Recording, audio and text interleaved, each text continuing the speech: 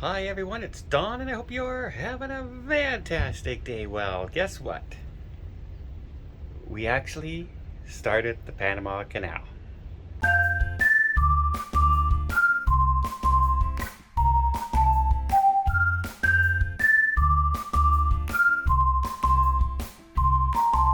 So for those of you who saw yesterday's video, you heard that we were denied entry into the Panama Canal on the Emerald Princess.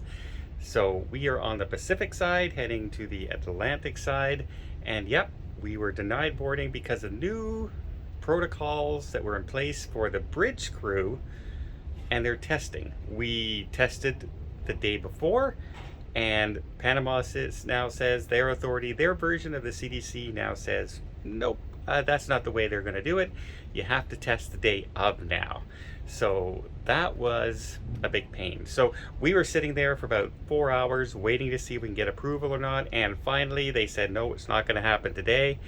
We weighed anchor and headed back out to sea, floated around for about 4 more hours, and then came back and anchored again back in the spot so we would be set up for the morning. And at that time we still did not know if we would get through this morning, but Princess negotiated. They begged and pleaded, did whatever they did, and we are starting our transit this morning. We've already gone through the first locks, and yeah, and apparently I've been talking to some of the crew members on board, some of the officers, and yeah, it was no easy feat to get rescheduled, because the Panama Canal crossing, you don't just show up and say, hey, we want to go through. They book, weeks and months in advance for their ships to go through back and forth. So all these cargo ships that are waiting and everything, they had to make room for us to get through this morning.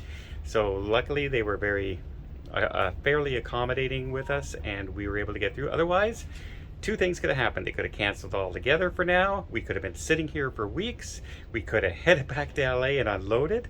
We could have gone the long way around Cape Horn and come all the way back here. So many things could have happened, but as it stands, we're basically going to miss one port now. So we were supposed to stop at the ABC Islands, and now it's going to be the AC Islands. We're skipping Bonaire. And as an apology, Princess credited everybody on board $100 on board credit. It is what it is, right? It was not Princess's fault. It was not anything. It was a complete change in policies 72 hours before we got here, and we were already 1.5 days, 2 days away. So yeah, at least we're going through. And I'm wondering if all those cargo ships out there were running into the same problem that we were. But wow, it's been an interesting cruise, shall we say. So instead of just 11 sea days now, we have a total of 12 sea days on a 15-day cruise. So we get to know the ship very, very well. But the good news is we are not stuck. We're still going to arrive in Florida on time, and we didn't have to go 2 weeks around the far end of the continent.